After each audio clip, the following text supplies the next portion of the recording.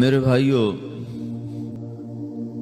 موت کے وقت انسان دو کیفیت میں ہوتا ہے۔ کچھ لوگوں کی روح ایسے نکل رہی ہوتی ہے کہ ان کے رگ رگ میں وہ پھنس رہی ہوتی ہے وَلَوْ تَرَى إِذْ يَتَوَفَّى الَّذِينَ كَفَرُوا الْمَلَائِكَةُ يَضْرِبُونَ وُجُوهَهُمْ وَأَدْبَارَهُمْ۔ کاش تم دیکھ سکتے وہ منظر جب اللہ کے فرشتے نافرمانوں کی روح کو نکال رہے ہوتے ہیں تو ان کے منہ پہ بھی مارتے ہیں، ان کی کمر پر بھی مارتے ہیں۔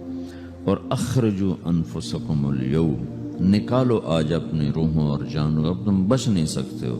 وہ پیچھے ہٹنا چاہتے ہیں، رب ارجعون، مجھے واپس کر دے تھوڑی دیر کے لیے، لعلی اعمل صالحا، اب میں پورا ٹھیک مسلمان بن کے چلوں گا۔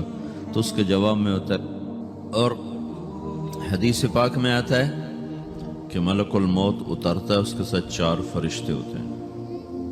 وہ 4 فرشتے آتے اس کی پٹائی شروع کر دیتے ہیں۔ ابھی پرسوں یہ حدیث میں نے پڑھی ابن ماجہ میں کہ ملک الموت کہتا ہے ایتھا النفس الخبیثہ کانت فی الجسد الخبیث، اے خبیث روح جو خبیث جسم میں تھی، اخرج، باہر آؤ۔ اب وہ واپس تو ہو نہیں سکتا، اپنے آپ کو روک تو سکتا نہیں، تو وہ حیران پریشان خوف زدہ، تو اس کے جواب میں اس کو ملک الموت کہتا ابشری بحمیم وغساق وآخر من شکلہ ازواج، تیار ہو جا خوفناک عذاب کے لیے اور کھولتے پانیوں کے لیے، کانٹے دار جھاڑیوں کے لیے اور بے شمار عذاب کی شکلوں کے لیے۔ تو اس کی روح کو جب کھینچتے ہیں تو رگ رگ سے وہ کٹ کے نکلتی ہے، تو سارا وجود زیر و زبر ہوتا ہے، سکرات کا درد ساری دنیا کے دردوں پر حاوی ہے۔ جب اس کی روح نکلتی ہے اور اس کو لے کر آسمان پر چلتے ہیں تو دروازے پر پہنچتے ہیں تو اندر سے فرشتے پوچھتے ہیں کون ہے؟ کہتے ہیں فلاں کا بیٹا ہے۔ کا نفس خبیثہ فی الجسد الخبیث، یہ تو وہی بدماش ہے جو بدماش جسم میں تھا، یہ وہ بدبخت روح ہے جو بدبخت جسم میں تھی، اس کے لیے آسمان کے دروازے نہیں کھل سکتے، اسے واپس کر دیا جائے۔ تو آسمان کے دروازے لا تفتح لهم ابواب السماء ولا يدخلون الجنة حتى يلج الجمل في سم الخياط، کہ ان کے لیے آسمان کے دروازے نہیں کھلیں گے اور ان کے لیے جنت کے دروازے نہیں کھلیں گے، پھر یہ وہاں سے نیچے گرائے جاتے ہیں جو اللہ کا قید خانہ ہے سجین۔ وما ادراک ما سجین کتاب مرقوم، وہ تمہیں خبر نہیں کہ وہ کیا خوفناک قید خانہ ہے جو اللہ تعالیٰ نے بنایا ہے، اسے وہاں دھکیل دیا جاتا ہے۔ پھر قیامت تک اس کے لیے انتظار کی گھڑیاں ہیں اور عذاب کی شدت ہے۔ اور جب کوئی نیک آدمی اللہ تعالیٰ کے دربار میں جانے کا اس کا وقت آتا ہے تو اللہ تبارک و تعالیٰ فرماتے ہیں ان الذین قالوا ربنا اللہ ثم استقاموا تتنزل علیہم الملائکۃ الا تخافوا ولا تحزنوا وابشروا بالجنۃ التي کنتم توعدون نحن اولیاؤکم فی الحیاۃ الدنیا وفی الآخرہ ولکم فیہا ما تشتہی انفسکم ولکم فیہا ما تدعون نزل من غفور الرحیم۔ جب کوئی نیک مرد عورت کے جانے کا وقت آتا ہے تو اس کے لیے بھی فرشتے آتے ہیں اور آ کر اس کو خوشخبری دیتے ہیں اور آ کر اس کو تسلی دیتے ہیں کہ آپ غم نہ کریں، پیچھے والے بھی آپ کو مل جائیں گے، آپ خوف نہ کریں، آگے ساری منزلیں آپ کے لیے آسان ہیں، آپ کے لیے جنت بھی تیار ہے، رب بھی مہربان ہے۔ اور حدیث پاک میں آتا ہے کہ ملک الموت اور 4 فرشتے آتے ہیں، وہ 4 فرشتے اس کو سہلاتے ہیں، دباتے ہیں کہ موت کا درد اسے محسوس نہ ہو۔ اور ملک الموت فرماتے ہیں ایتھا النفس الحمیدہ کانت فی الجسد الحمید اخرجی، اے نیک روح جو نیک جسم میں تھی باہر آؤ۔ کیا کرو؟ وابشری بروح وریحان ورب راض عنک غیر غضبان، آپ کو بشارت ہو آپ کے لیے جنت تیار ہو چکی ہے اور وہاں کی ساری نعمتیں آپ کے لیے میسر ہو چکی ہیں اور اللہ آپ پہ راضی ہو چکا ہے اور اللہ آپ پہ خوش ہو چکا ہے۔ اس پر اس کی روح کو نکالا جاتا ہے، پھر سارے فرشتے اس کو استقبال کے ساتھ جب آسمان پر لے جاتے ہیں تو اندر سے پوچھتے ہیں کون ہے؟ کہ فلاں کا بیٹا، فلاں کی بیٹی۔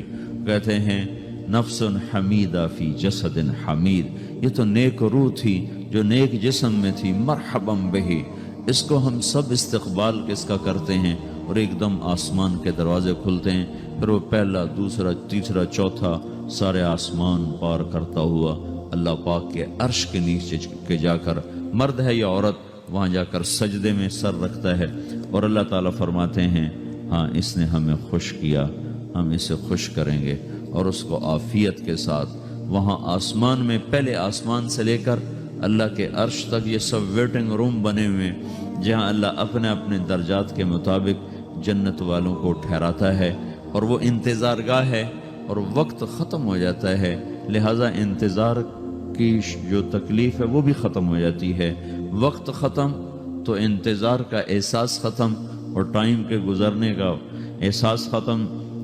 تو جیسے اصحاب کہف کو اللہ نے غار میں داخل کر کے تو غار کے اندر سے وقت کو نکال کے باہر پھینک دیا، باہر 300 سال گزرے، اندر آدھا ہی دن گزرا تھا۔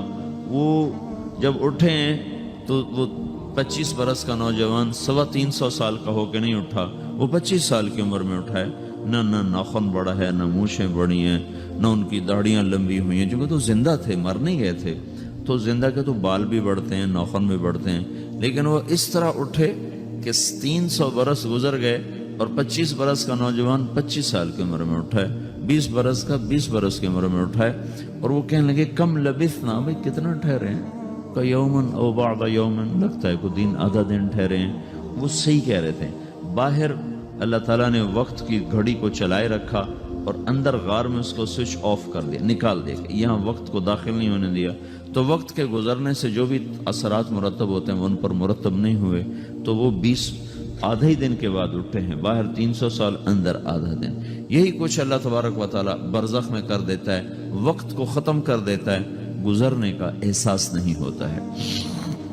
تو اس طرح میرے عزیزو، یہ دو موتیں ہر انسان دیکھتا ہے، یا وہ جنت کے فرشتوں کا استقبال دیکھتا ہے، یا جہنم کے فرشتوں کی مار اور پٹائی کو سہتا ہے۔ رابعہ بصری رحمۃ اللہ علیہ کا انتقال ہونے لگا تو انہوں نے رات کو فوت ہوئی، تو انہوں نے اپنی خادمہ کو بلا کے فرمایا کہ کسی کو بتانا نہیں، جب میں مر جاؤں تو پڑوس میں 2-4 کو بلا کر نا میرا جنازہ پڑھوا دینا، اور جس کرتے میں تہجد پڑھتی تھی وہی میرا کفن بنا دینا، اور صبح بے شک لوگوں کو بتا دینا، میرے مرنے کے بعد میری میت کو رکھنا نہیں، فوراً دبا دینا۔ تو جب ان کا انتقال ہوا تو انہوں نے پڑوس کے 2-4 10-20 آدمی بلائے، اور ان کو تدفین تجہیز سب کچھ ہو گئی، صبح شور مچا کہ وہ رابعہ بصری کا انتقال ہو گیا۔ تو اگلے دن وہ خواب میں اس خادمہ کو ملی اور کہا بیٹی تیری بڑی مہربانی، تو نے میری وصیت کے مطابق عمل کیا۔ اس نے دیکھا کہ انہوں نے ایک خوبصورت سبز لباس پہنا ہوا ہے، تو وہ فرمانے لگی، انہوں نے سوال کیا کہ آپ کے ساتھ قبر میں کیا ہوا؟ تو وہ کہنے لگی کہ میرے پاس منکر نکیر آئے تھے اور مجھ سے کہنے لگے من رب کی، تیرا رب کون ہے؟ تو میں نے کہا سبحان اللہ، 40 برس جس کو میں نہ بھلا سکی اس کو 4 ہاتھ زمین میں آ کے میں بھول جاؤں گی۔ ان کا 42 برس کی عمر میں انتقال ہوا تھا۔ تو وہ کہنے لگے سبحان اللہ، جس کو میں 40 برس نہ بھولا سکی میں اسے 4 ہاتھ زمین کے اندر آ کے بھول جاؤں گی۔ تو منکر نکیر کہنے لگے اس کا کیا حساب لینا؟ پھر انہوں نے پوچھا کہ وہ آپ کا وہ کرتا کہاں گیا تہجد والا جس میں آپ کو کفن دیا تھا؟ کہا وہ اللہ نے مجھ سے لے لیا ہے اور میرے اعمال کے خزانے میں رکھ دیا ہے، قیامت کا دن میرا وہ کرتا بھی میرے ترازو میں تولا جائے گا، اور مجھے یہ لباس پہنایا ہے جو جنت کا لباس ہے۔ یہ بھی ایک موت ہے، اس طرح بھی لوگ مرتے ہیں۔ اور دوسری بھی ایک موت ہے، ہمارے علاقے کی بتا رہا ہوں، اپنے علاقے کی۔ ایک زمیندار مر گیا، اس کی قبر کھودی، ساری بچھوؤں سے بھری ہو، ایسے جیسے چیونٹیاں پھر رہی ہوتی، تو انہیں وہ بند کر کے دوسری کھودی، ساری بچھوؤں سے بھری ہوئی، پھر وہ بند کر کے تیسری کھودی، ساری بچھوؤں سے بھری ہوئی۔ قبرستان میں اتنے بچھو کہاں سے آ گئے؟ یہ زمین کے بچھو نہیں ہے، یہ آخرت کی بلائیں ہیں جس کے ساتھ اب اسے قیامت تک رہنا ہے اور گزارا کرنا ہے۔ تو یہ 2 طرح کی موتیں روزانہ لوگ مرتے ہیں، روزانہ لوگ مرتے ہیں۔ جب نماز کا وقت ہوتا ہے ملک الموت ساری دنیا کا چکر لگاتا ہے، اور دیکھتا ہے کون پڑھ رہا ہے کون نہیں پڑھ رہا، کون پڑھ رہا ہے کون نہیں پڑھ رہا۔ جو نماز کی پابندی کرتا ہے اس کی موت آسانی سے ہوتی، جو نماز میں غفلت کرتا ہے اس کے ساتھ موت کے وقت شدت اور سختی اختیار کی جاتی۔ تو بھائیو، یہ ایک جسم ہے، ایک روح ہے۔ روح باقی رہنے والی چیز ہے، جسم مٹ جاتا ہے، پھر اللہ سے قیامت کے دن نیا جسم عطا فرمائے گا، ایک نیا جسم دیا جائے گا۔ روح وہی ہے جو اللہ کے خزانوں میں جمع ہو جاتی ہے۔ نافرمان کی سیاہ کالی روح ہوتی ہے، فرمان بردار کی روشن چمکدار روح ہوتی ہے۔ تو اللہ نے کچھ تقاضے جسم کے رکھے ہیں اور کچھ روح کے رکھے ہیں۔ جسم کے تقاضے پورے نہ کرو تو یہ پریشان ہو جاتا ہے، روح کے تقاضے پورے نہ کرو تو یہ پریشان ہو جاتی۔ روح کی پریشانی جسم سے زیادہ ہے، چونکہ روح کی طاقت جسم سے زیادہ ہے۔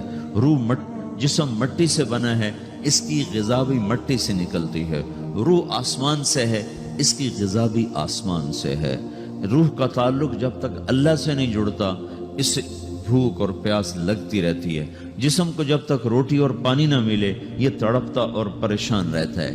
جیسے اللہ تعالیٰ نے ہمارے جسم میں روٹی اور پانی کی طلب کو بے ساختہ رکھ دیا ہے۔ میں بیان کے دوران بھی پانی پی رہا ہوں، آپ دیکھ رہے ہیں کہ میرا حلق سوکھ جاتا ہے، مجھے طلب محسوس ہوتی ہے پانی، حلق سوکھتا ہے پانی کی طرف بھاگتے ہیں، بھوک لگتی ہم روٹی کی طرف بھاگتے ہیں۔ یہ ایک ایسا اندر میں آٹومیٹک سسٹم ہے کہ ہم اس کو آف نہیں کر سکتے۔ یہ سوتے سوتے بھی بھوک کی وجہ سے آنکھ کھل جاتی، سوتے سوتے پیاس کی وجہ سے آنکھ کھل جاتی ہے۔ یہ ایسا خود اللہ تعالیٰ نے ساختہ نظام بنایا ہے کہ آپ اپنے جسم میں روٹی اور پانی کی طلب کو نہیں نکال سکتے۔ میرے عزیزو، ٹھیک اسی طرح اللہ نے انسانی روح میں اپنی طلب رکھ دی ہے اور اپنے رسول کی طلب رکھ دی ہے۔ یہ دو طلب ایسی ہیں کہ یہ آپ کے جسم روح سے نکل نہیں سکتی۔ جیسے بھوکا روٹی نہ کھا لے، پیاسا پانی نہ پی لے، اسے چین نہیں آ سکتا۔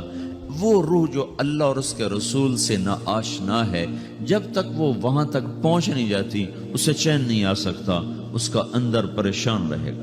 1997 میں جب جنید جمشید سے میری پہلی ملاقات ہوئی تو اس نے مجھ سے یہ سوال کیا کہ مولوی صاحب، ایک پاکستانی نوجوان جس گلیمر کو خوابوں میں دیکھتا ہے، وہ گلیمر تو مجھے زندگی میں ویسے ہی حاصل ہے، میرے چاروں طرف زندگی کا رقص ہے اور میری زندگی کی ہر خواہش، ہر تمنا پوری ہے، اس کے باوجود میرے اندر اندھیرا ہے، میرے اندر خلا ہے۔ مجھے لگتا ہے میں وہ کشتی ہوں جس کا کوئی ساحل نہیں، جس کی کوئی سمت نہیں۔ www.darsuquran.com ایسا نہیں ہونا چاہیے۔ ایک عام لڑکا تو کہتا ہے ہائے کاش یہ ہوتا، اس کو وہ نہیں ہو رہا تو پھر وہ پریشان ہے، ہائے یہ ہوتا، ہائے وہ ہوتا۔ تو میں تو ہائے نہیں کرتا ہوں، میری تو ہر لذت اور خواہش میرے سامنے تشتری میں سجا کے پیش کی جا رہی۔ میں کیوں ایسا کر رہا ہوں؟ میں ہائے ہائے کیوں کر رہا ہوں؟ میرا اندر ویران کیوں ہے؟ میرے اندر میں خلا کیوں ہے؟ یہ وہی خلا ہے کہ وہ روح کی پیاس کو شراب میں بجھانا چاہتا ہے، وہ روح کی پیاس کو لڑکی میں بجھانا چاہتا ہے، وہ روح کی پیاس کو موسیقی سے بجھانا چاہتا ہے، وہ روح کی پیاس کو دنیا کی رعنائیوں میں 5 اسٹار ہوٹلوں سے بجھانا چاہتا ہے۔ روح کیا جانے روٹی کیا ہے، شراب کیا ہے، پانی کیا ہے، عورت کیا ہے، موسیقی کیا ہے، گھنگرو کیا ہے، پائل کیا ہے، چھنکار کیا ہے، روح کو ان چیزوں کی کیا خبر؟ امریکہ میں ہماری ایک جماعت تھی تو 4 لڑکے 2 لڑکیاں، 4 لڑکیاں 2 لڑکے مسلمان ہیں۔ تو ایک لڑکے کا نام رکھا تھا ابراہیم، اور اس کو جب پڑھایا نا کلمہ، انہوں نے کہا ہائے، انہوں نے کہا ہائے، وہ دونوں ہاتھ یہاں رکھے سینے پر، دل پر، کہا ہائے۔ تو ہمارے ساتھی ہیں ڈاکٹر اختر، وہ کہنے لگے کیا ہوا کیا ہوا؟ کہنے لگا جب سے ہوش سنبھالا یہ جگہ خالی تھی، یہ تیرے کلمہ پڑھانے پر بھر گئی ہے کہ میری خوشی سے ہائے نکل گئی۔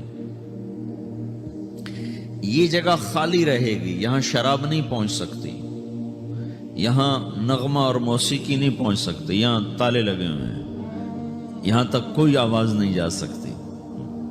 دل کے تاروں پر ایک ہی نغمہ چھڑ سکتا ہے اور وہ اللہ کی یاد کا ہے اور اللہ کی محبت کا ہے اور اللہ کے رسول کی محبت کا ہے۔ باقی کوئی مضراب ایسا نہیں جو ان تاروں کو چھیڑ سکے، باقی کوئی چیز آواز ایسی نہیں جو دل کی دنیا پر جا کر دستک دے سکے۔